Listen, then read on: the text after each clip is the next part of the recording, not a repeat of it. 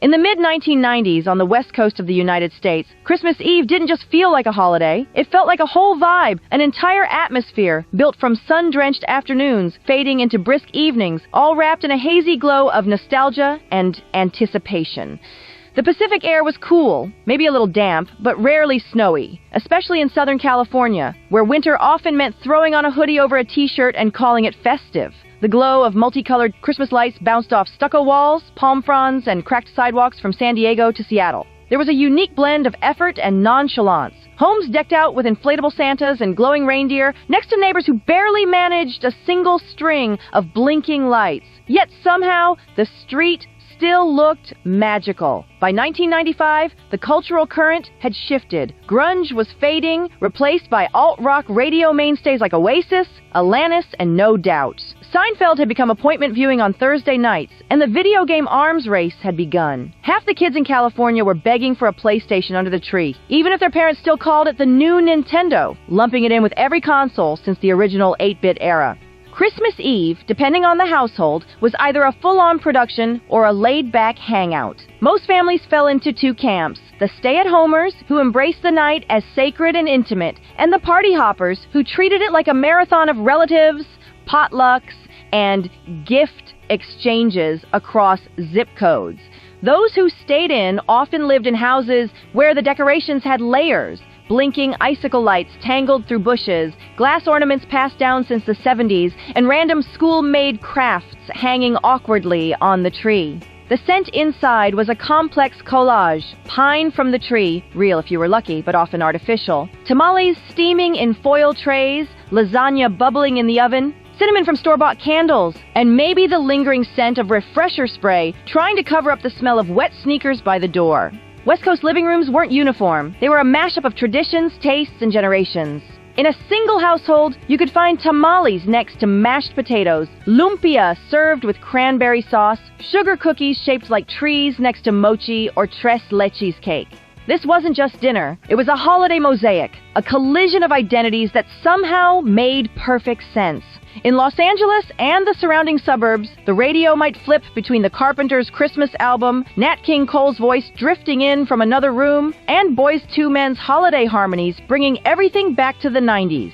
Sometimes the stereo stayed locked on the local station that went all Christmas all the time after Thanksgiving, which meant you could count on hearing Mariah Carey's All I Want for Christmas Is You every 90 minutes with Christmas in Hollis, or a novelty hit like Grandma Got Run Over by a Reindeer, thrown in for chaotic balance.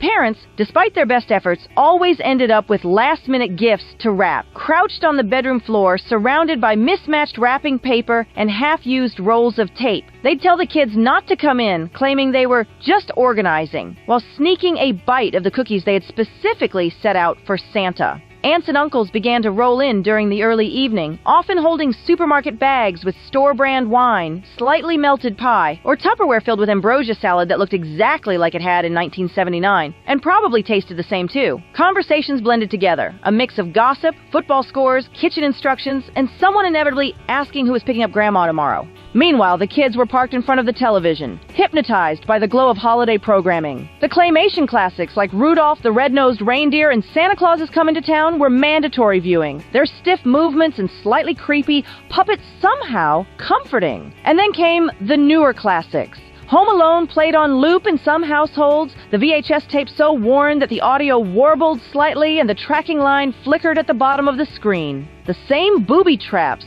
that made kids laugh in 1990 still worked 5 years later, and lines like, "Keep the change, you filthy animal," had become part of the seasonal language. Not everyone was in the living room, though. Some teens, especially those caught between childhood magic and the sting of growing up, retreated into their own world. They might be tucked away in their bedrooms, the door cracked just enough to hear the hum of holiday conversation, but not enough to be pulled into it. With Jagged Little Pill playing on a Discman and a candle flickering on a dresser, hopefully supervised, they scribbled their thoughts into a glitter-covered Lisa Frank journal, lamenting that Christmas just didn't feel the same anymore. The magic was fading for them, replaced by something more introspective, more complicated, but still oddly beautiful in its own way. Retail workers in places like Glendale Galleria, Westfield Valley Fair, or even the sprawling South Coast Plaza had just clocked out after marathon shifts that felt more like survival missions than standard retail hours. These were the days leading up to Christmas, where foot traffic was relentless. Cash registers never stopped ringing, and parents scrambled for last-minute gifts like Tickle Me Elmo or Mighty Morphin Power Rangers action figures, depending on the year. The malls were still glowing, with oversized wreaths, fake snow machines puffing mist into the air, and artificial trees towering 3 stories high. Every store was pumping the same handful of holiday songs through tinny speakers, cycling between Jingle Bell Rock, Feliz Navidad, and an endless loop of Bing Crosby's White Christmas that had already worn out its welcome. For retail workers, these shifts meant dealing with frazzled parents, inventory shortages, and the pressure to smile while folding sweaters that had been unfolded 10 seconds earlier. Those lucky enough to punch out before closing often made a beeline for Blockbuster or Hollywood Video, hoping to snag something festive before the shelves were wiped clean. The smart ones had reserved a copy of A Christmas Story or National Lampoon's Christmas Vacation earlier in the week. Everyone else had to settle for whatever was left. Maybe Batman Returns, which, while dark and snow-covered, still somehow felt like a Christmas movie. Couples without big family obligations would sometimes use the night as a quiet date, catching a showing of Toy Story, the first fully computer-generated feature film, which was still lighting up theaters and changing the future of animation in real time. Watching it in a dim, half-full cinema with the sound of popcorn crunching and a few sleepy kids laughing at Buzz Lightyear was a surprisingly magical way to spend the night. For many who didn't celebrate Christmas in a religious sense, whether part of Jewish, Buddhist, Muslim, Hindu, or secular households, the 24th of December offered a rare, calm pause. A chance to enjoy a movie, take a drive through lit-up neighborhoods, or just relax without the rush of expectations. For kids who did celebrate, Christmas Eve was both agony and ecstasy. The electric anticipation of what tomorrow might bring made it nearly impossible to sleep. They'd lie in bed, staring at the ceiling, too wired to rest, but too scared of missing Santa to get up. Some families had traditions of opening one gift early, a compromise to keep excitement manageable. Usually, that one gift was something cozy, new pajamas, a pair of fuzzy socks, or maybe a board game that could be played before bed. Even the most practical items felt like treasures under the soft flicker of tree lights, the living room bathed in reds, greens, and the occasional flashing candy cane bulb. The tree might smell like real pine, or more likely, plastic, mixed with the faint scent of cinnamon-scented candles from a recent trip to Bath and Body Works. Stockings were often filled in secret that night, too, hanging limply on the mantel or a bookshelf, waiting to be stuffed with Lifesavers storybooks, fun-sized candy bars, chapstick and winter flavors, tiny toys, scratchers from the gas station, and batteries. Always batteries for the gadgets that would get unwrapped the next morning. In multicultural neighborhoods, the holiday took on even more color and texture, blending heritage and tradition in ways that felt distinctly West Coast.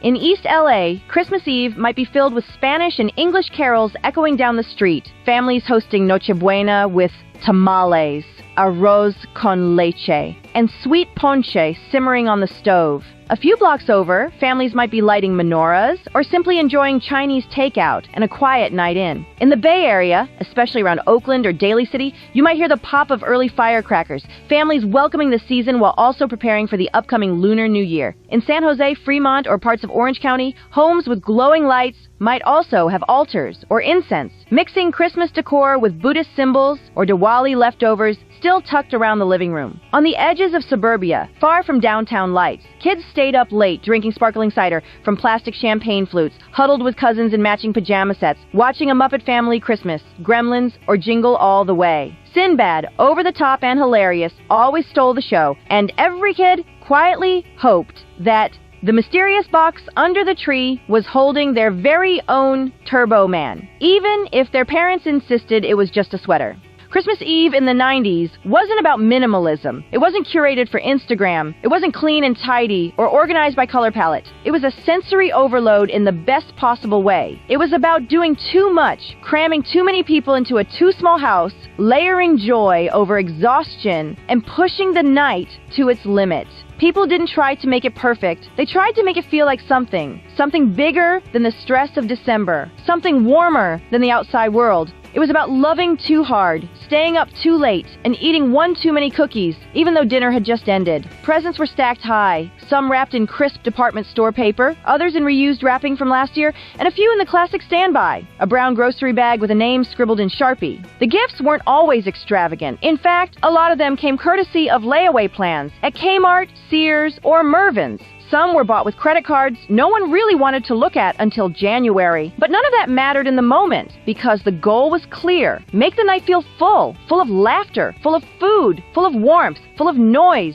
full of smells, pine needles, cinnamon, tamales, turkey, peppermint, wrapping paper, waxy candles, and whatever someone accidentally burned in the oven. Full of hope, even if everything else was running low. And that's the thing. Before smartphones, before Amazon Prime, before the internet hijacked the holidays and turned December into a digital sprint, Christmas Eve was still a slow analog moment. People were actually there, physically, emotionally, in the thick of it. They were in the kitchen, stirring gravy or frosting cookies with a butter knife, on the floor, assembling toys that didn't require Wi-Fi, or in the living room, laughing too loud over stories they'd already heard 5 times.